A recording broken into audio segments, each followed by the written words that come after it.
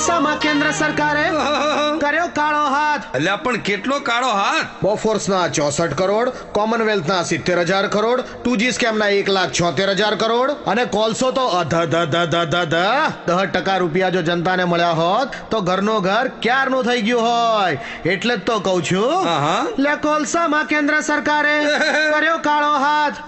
આવા કાળા હાથને કોઈ ના દેશો સાથ. ભાઈ ભાઈ ભાઈ ભાઈ મજાની છે જિંદગી ગુજરાતની આ જિંદગી, મજાની છે જિંદગી ગુજરાતની આ જિંદગી. ભાઈ ભાઈ ભાઈ ભાઈ એક મત ગુજરાત, બને ભાજપ સરકાર.